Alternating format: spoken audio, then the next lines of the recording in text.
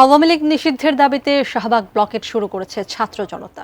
সেখানে আছেন আমাদের সহকর্মী আবুল কালাম আজাদ। এই বিষয়ে বিস্তারিত জানতে আমরা সরাসরি যুক্ত হচ্ছি আমাদের সহকর্মীর সাথে। আজাদ, সেই শুরু থেকেই আপনি আমাদের সাথে আছেন, আমাদের আপডেট জানাচ্ছেন। আমরা দেখছিলাম আপনি প্রচন্ড গরমের মধ্যে ঘামছেন। এই এত গরমের মধ্যেও কিন্তু ছাত্র জনতা তাদের কর্মসূচিতে অটলই রয়েছেন।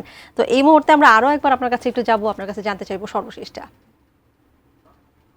আপনাকে শাপলা চত্বর এবং পল্টনকে ছাপিয়ে বিপ্লবের এক কেন্দ্রবিন্দু হয়ে উঠেছে শাহবাগ।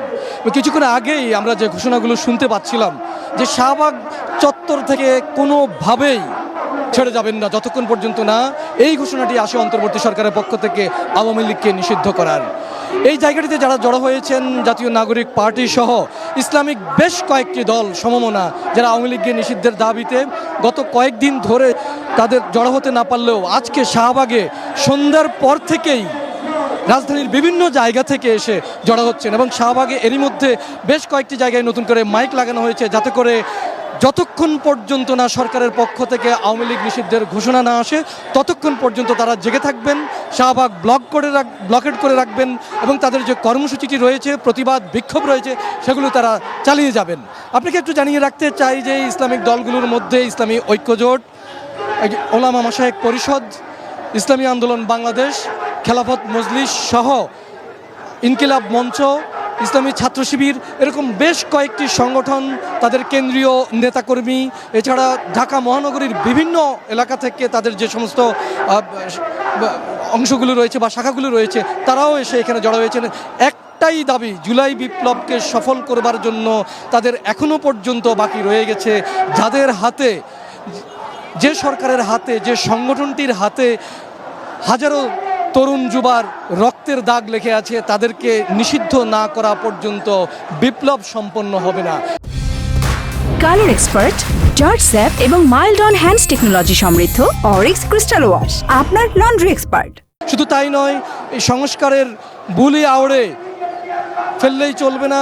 অন্তর্বর্তী সরকারের একাধিক উপদেষ্টা, আইন উপদেষ্টা এবং দুই ছাত্র উপদেষ্টার উপর তারা ক্ষোভ প্রকাশ করে আসছেন যে প্রায় 1 বছর হতে চলেছে, আর 1-1.5 মাস বাকি রয়েছে, এখনো পর্যন্ত কেন আওয়ামী লীগকে নিষিদ্ধ করা হয়নি। এছাড়া তারা আরও বলে আসছেন যে এবার আর কোনো ছাড় দেওয়া হবে না, কারণ গত প্রায় 1 বছর ধরেই তাদের এই দাবিগুলো জানিয়ে আসছিলেন বিচ্ছিন্নভাবে ভিন্ন ভিন্ন প্ল্যাটফর্ম থেকে কিংবা রাজপথে। এবার তারা একত্রিত হয়েছেন যে কোনোভাবেই আর ছাড় দেওয়া হবে না, যার কারণে শাহবাগের চতুর্দিকে ব্যারিকেড দেওয়া হয়েছে, তেমনি বিভিন্ন সংগঠন তারা এই প্ল্যাটফর্মে এসে জড়ো হয়েছেন। এবং এরই মধ্যে জাতীয় নাগরিক পার্টির উত্তরাঞ্চলের মুখ্য সমন্বয়ক সার্জিস আলম, তিনি বাংলাদেশ জাতীয়তাবাদী দল বিএনপিকে আহ্বান জানিয়েছেন এবং তাদের সহযোগী সংগঠনগুলোকেও এই শাহবাগ চত্বরে এসে জড়ো হওয়ার জন্য, তাদের দাবির সঙ্গে ঐকমত্য পোষণ করবার জন্য জানিয়েছেন। যদিও এরই মধ্যে আজকে বিকেলের দিকেই অন্তর্বর্তী সরকারের প্রধান উপদেষ্টা অধ্যাপক ইউনূসের প্রেস উইং থেকে একটি বার্তা জানানো হয়েছে যে জাতিসংঘের যে তারা প্রতিবেদনটি দিয়েছে সেটিকে যেমনি তারা গুরুত্ব দিচ্ছে, ঠিক তেমনি জাতীয় নাগরিক পার্টি সহ অন্যান্য রাজনৈতিক দল তাদেরও এই দাবিকে গুরুত্ব দিচ্ছে এবং সর্বদলীয় একটি ঐকমত্যে পৌঁছানো সম্ভব হলেই খুব দ্রুত তারা সিদ্ধান্ত নিতে পারবেন এবং তারা ঘোষণা করতে পারবেন অথবা প্রজ্ঞাপন জারি করতে পারবেন যে আওয়ামী লীগকে নিষিদ্ধ করার বিষয়ে তারা একমত হওয়া কতটুকু সম্ভব হতে পারে। তো এখনকার মতো এই ছিল আমার কাছে সবশেষ।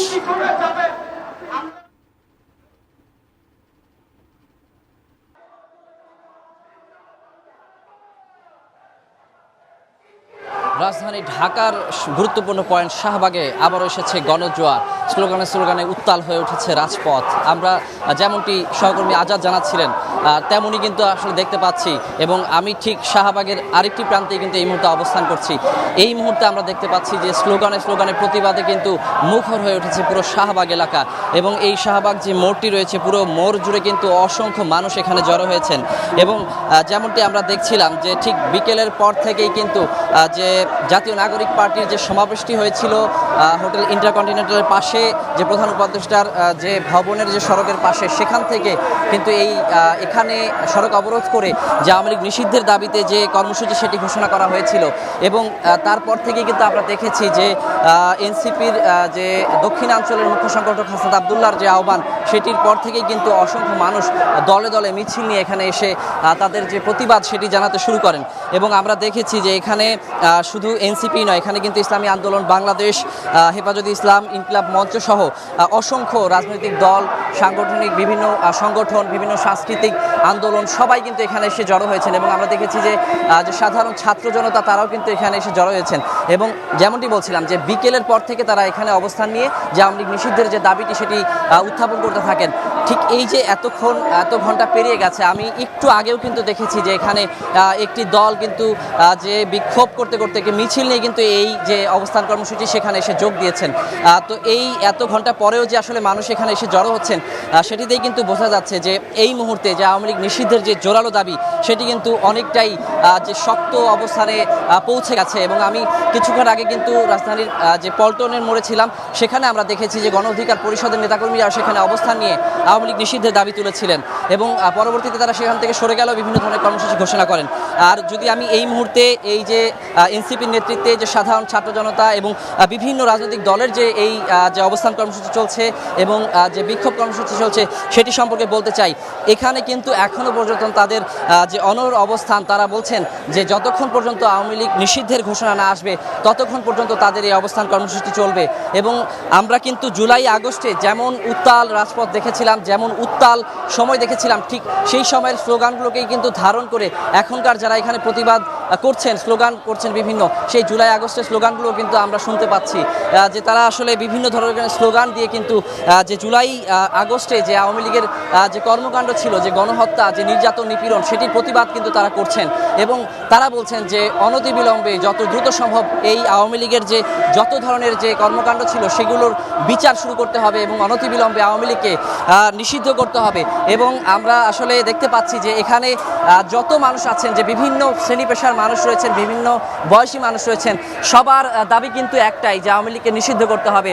এবং তারা বলছেন যে আসলে এখন আর কোনো সময় বিলম্ব চলবে না, কোনো ধরনের যে টালবাহানা তারা কিন্তু মেনে নেবেন না। তারা কিন্তু সরকারের প্রতি, যে অন্তর্বর্তী সরকারের যারা উপদেষ্টা পরিষদে রয়েছেন, সকলের প্রতি তারা আহ্বান জানাচ্ছেন যে কোনো মূল্যে আসলে আওয়ামী লীগকে নিষিদ্ধ ঘোষণা করতে হবে। আওয়ামী লীগের যত সংগঠন রয়েছে, অঙ্গ সংগঠন রয়েছে, তাদের সকল ধরনের রাজনৈতিক কর্মকাণ্ডের আসলে অধিকার যে বন্ধ করতে হবে, তাদেরকে নিষিদ্ধ করতে হবে। তো এই একটি দাবিতেই কিন্তু এখন একেবারে উত্তাল অবস্থা বিরাজ করছে এই শাহবাগে। তো তানিয়া, এই ছিল আমার কাছে এখন পর্যন্ত এই শাহবাগ মোড়ে যে অবস্থান কর্মসূচি এবং যে প্রতিবাদ, সেটির সবশেষ খবর।